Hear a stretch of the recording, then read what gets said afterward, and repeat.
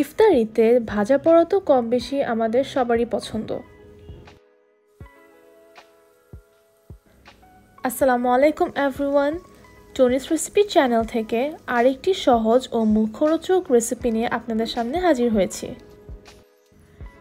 এই রেসিপিতে যেহেতু আমাদের সিদ্ধ আলু লাগবে, তাই আলু সিদ্ধ করার জন্য পরিমাণ মতন পানি নিয়ে নিচ্ছি আর পানিতে হলুদ আর লবণ দিয়ে দিচ্ছি।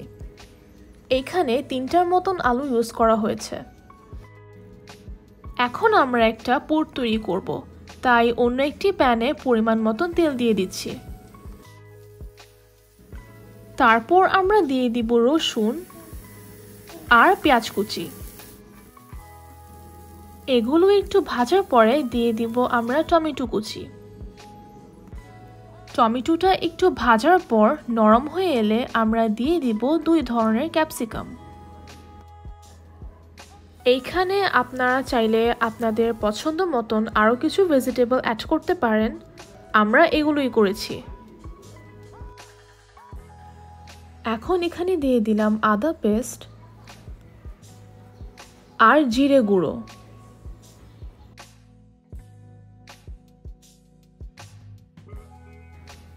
আগে থেকে আমরা কিছু চিকেন সিদ্ধ করে রেখেছিলাম, এখন সেই চিকেনগুলোই অ্যাড করছি। চিকেনটা একটু নাড়াচাড়া করে আমরা দিয়ে দিব লবণ আর গরম মশলা। এখন দিয়ে দিচ্ছি গোলমরিচের গুঁড়ো আর চিলি ফ্লেক্স। সব মশলা এখন পুরটিতে ভালোভাবে মিশিয়ে নিতে হবে।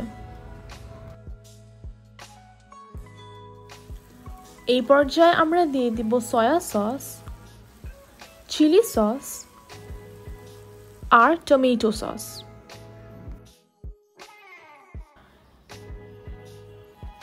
পুরটি আরও কিছুক্ষণ নাড়াচাড়া করে ধনিয়া পাতা দিয়ে এটা নামিয়ে ফেলবো।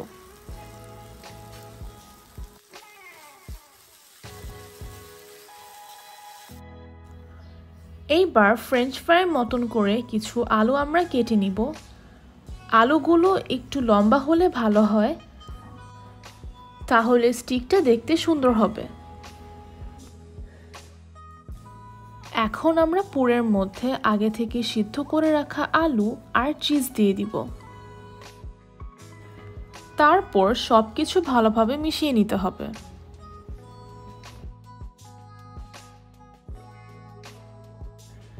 এইবার আলুর সেই স্টিকটার মধ্যে এইভাবে করে পুরটা লাগিয়ে নিব।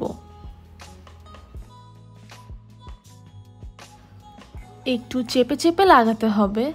আমরা আরও একটা স্টিক আপনাদেরকে দেখিয়ে দিচ্ছি।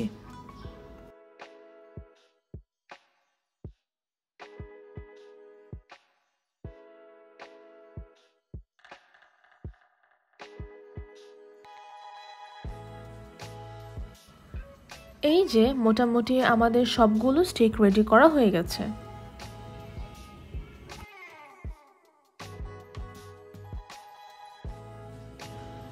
এখন আমরা একটা ডিম নিয়ে নিব। ডিমের মধ্যে ময়দা, লবণ, গোলমরিচের গুঁড়ো আর চিলি ফ্লেক্স দিয়ে দিব।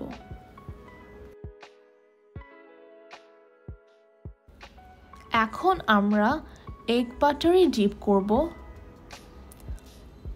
ডিপ করে ব্রেড ক্রাম্বসে দিয়ে একে একে এভাবে রেডি করে রাখব।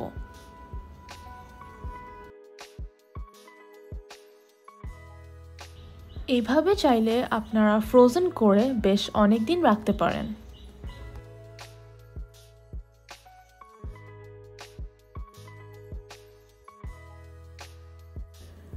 আমাদের ভাজার জন্য যতটুকু ক্রাঞ্চি স্টিক বল দরকার আমরা রেডি করে নিয়েছি। এখন আমরা একটা প্যানে তেল দিয়ে দিব। তেলটা গরম হয়ে এলে একে একে ক্রাঞ্চি স্টিক বলগুলো দিয়ে দিব। আপনারা কে কোথা থেকে আমাদের আজকের এই রেসিপিটি দেখছেন আর আমাদের রেসিপিগুলো আপনাদের কাছে কেমন লাগে আমাদের কমেন্ট বক্সে জানাতে পারেন। এই যে আমাদের ক্রাঞ্চি স্টিক বলগুলোর খুব সুন্দর একটি কালার চলে এসেছে। এখন আমরা তেল ঝরিয়ে স্টিকগুলো তুলে নিব। স্টিক বলগুলো খুবই ক্রিস্পি হয়েছে আর খেতেও খুব মজার হয়েছিল। ইফতারের টেবিলে আশা করছি ছোট থেকে বড় সবারই এই রেসিপিটি বেশ ভালো লাগবে। আশা করছি এই রেসিপিটি ট্রাই করে জানাবেন আপনাদের কাছে কেমন লেগেছে। সবাইকে রমাদান মুবারক। টনিস রেসিপি চ্যানেলের নতুন আরও রেসিপি দেখার আমন্ত্রণ জানিয়ে আজ এই পর্যন্তই। আল্লাহ হাফেজ।